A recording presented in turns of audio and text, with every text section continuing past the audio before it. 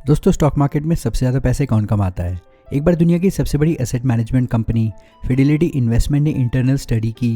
उन्होंने अपने डेटाबेस में चेक किया कि उनके मिलियंस ऑफ कस्टमर्स में से सबसे ज़्यादा रिटर्न किसने कमाए। मैनेजमेंट को लगा कि लिस्ट में टॉप पे वो लोग होंगे जो रोज़ मार्केट ट्रैक करते हैं, जो एक्सपर्ट हैं। लेकिन जब रिजल्ट आया तो पूरी टीम हिल गई। सबसे बेस्ट परफॉर्मेंस उन अकाउंट की थी जिन इन्वेस्टर्स की डेथ हो चुकी थी, और दूसरे नंबर पे वो लोग थे जो अपना पासवर्ड भूल चुके थे और सालों तक अपना अकाउंट लॉगिन ही नहीं कर पाए। अब सुनने में तो ये सब जोक लगता है, पर ये सब सच है। लोग मार्केट में सबसे बड़ी गलती करते हैं उंगली करना। हम बार बार पोर्टफोलियो चेक करते हैं, थोड़ा प्रॉफिट होता है तो बेच देते हैं, थोड़ा लॉस होता है तो डर जाते हैं। लेकिन आज मैं आपको एक ऐसी स्ट्रैटेजी बताऊंगा जो इन डेड पीपल की तरह ही काम करती है, कॉफी कैन इन्वेस्टिंग, जहाँ आपको एक्टिव नहीं आलसी बनना है, और ये आलसीपन आपको करोड़पति बना सकता है। तो दोस्तों, कॉफी कैन इन्वेस्टिंग का कॉन्सेप्ट आया कहाँ से? ये बात है पुराने अमेरिका की, जिसे हम वाइल्ड वेस्ट कहते हैं।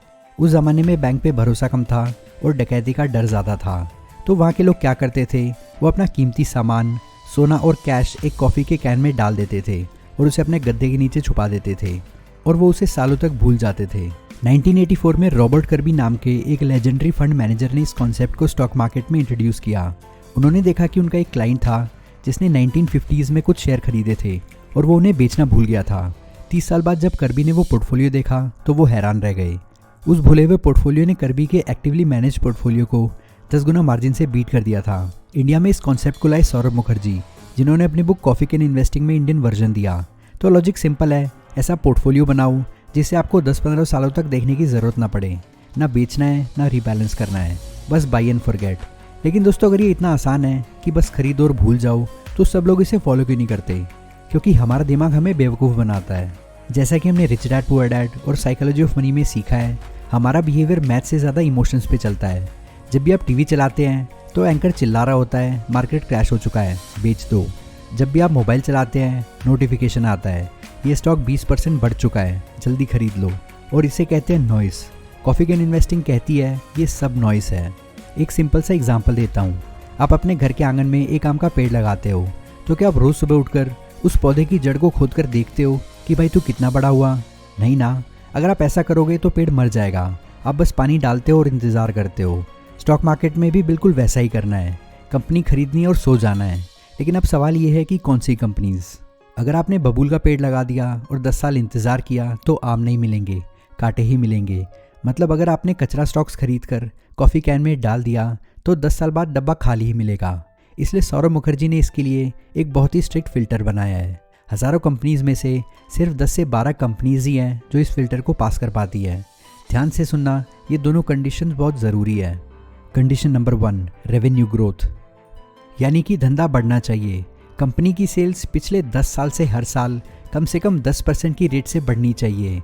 इसका मतलब है कंपनी का प्रोडक्ट लोगों की ज़रूरत है, चाहे रिसेशन आए, चाहे वॉर हो, लोग वो प्रोडक्ट खरीद रहे हैं, जैसे Nestle, Asian paint, HDFC bank etcetera. Condition number 2, ROCE, return on capital employed. अब ये थोड़ा टेक्निकल है, लेकिन इसे सिंपल भाषा में समझते हैं। अगर मैं आपको 100 रुपये दूँ धंधा करने के लिए, तो साल के एंड में आप उस 100 रुपये पे कितना प्रॉफिट कमा लेते हो? अगर आप 115 रुपये लाते हो तो आपका ROCE होगा 15%।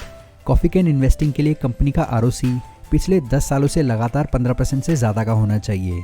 जब आप ये फ़िल्टर लगाते हो तो निफ्टी 50 की 500 कंपनीज़ में से 90% कंपनी रिजेक्ट हो जाएंगी। अब आप बोलोगे, अगर मैं बीच बीच में खरीद बेच करूँ तो ज़्यादा कमाऊँगा ना? मैथ्स कहता है नहीं। एक्टिव इन्वेस्टिंग में 2 दुश्मन हैं। First, transaction cost, brokerage, STT, exchange charges. Second, taxes. हर बार प्रॉफिट बुक करने पर 15% या 10% टैक्स लगता है। कॉफ़ी कैन में आप 10 साल के लिए एक भी शेयर नहीं बेचते हैं, तो इसका मतलब 0 ब्रोकरेज, 0 टैक्सेस, जब तक आप 10 साल बाद नहीं बेचते। Power of compounding. जो पैसा टैक्स में जाना था वो भी कंपाउंड हो रहा है, और इसका सबसे बड़ा एग्जाम्पल है एशियन पेंट्स। अगर आपने 2010 में एशियन पेंट खरीदा होता और 10 साल तक उसे कॉफ़ी कैन के डब्बे की तरह बंद किया होता, तो आपका पैसा कई गुना बढ़ चुका होता। लेकिन इन 10 सालों में बहुत बार ऐसे मौके आए जब मार्केट गिरा। 2016 में नोटबंदी आई, स्टॉक गिरा। 2020 में कोविड आया, स्टॉक 40% गिरा। तो अगर आप एक्टिव इन्वेस्टर होते तो आप कोविड के टाइम पे डर के मारे बेच देते।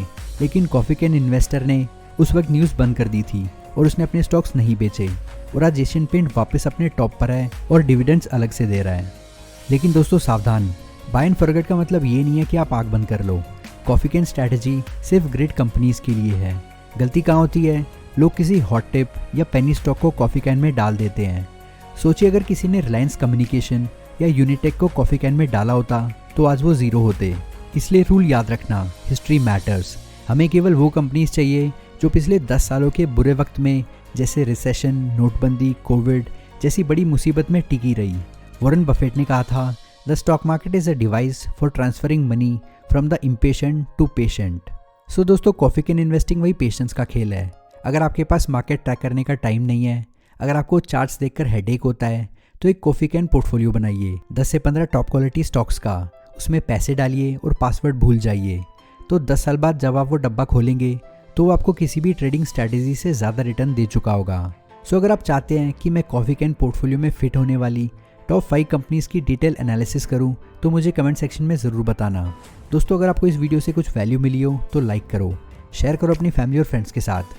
आपका वैल्यूबल टाइम देने के लिए थैंक यू। नेक्स्ट वीडियो तक के लिए good bye and take care.